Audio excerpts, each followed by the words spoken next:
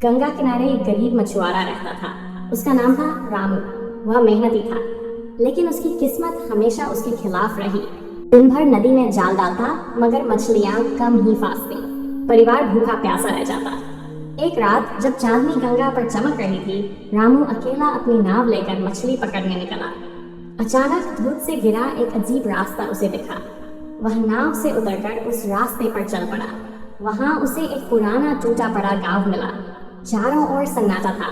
पेड़ों पर चमगादड़ लटके थे और जर्जर झोपड़ियों से अजीब फुसफुसाहटें सुनाई दे रही थी। रामू डरते डरते एक झोपड़ी में दाखिल हुआ। तभी एक सफेद साया उसके सामने प्रकट हुआ। साया बोला, यह गांव भूतों का है। यहाँ कभी मछुआरों का बस्ती हुआ करती थी, लेकिन लालच और झगड़ों ने हमें शापित कर दिया। अब हम सब आत्माएं बनकर यहीं भटकते हैं। रामू कांप उठा, लेकिन भूत ने आगे कहा, डरो मत गरीब मछुआरे। अगर तुम हमारे श्राप को तोड़ सको तो तुम्हें इतना खजाना मिलेगा कि तुम्हारा परिवार हमेशा सुख से रहेगा।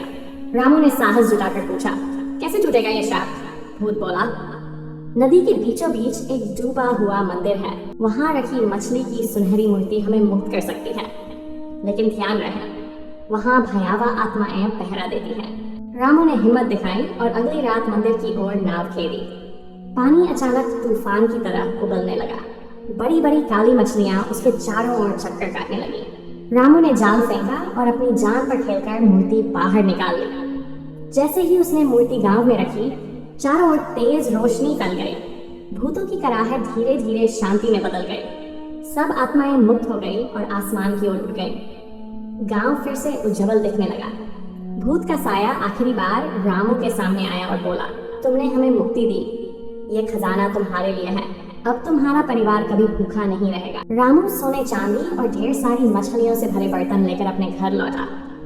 उस दिन से वह गरीब मछुआरा कभी गरीब न रहा और उसकी बहादुरी की कहानी पीढ़ी दर पीढ़ी सुनाई जाने लगी।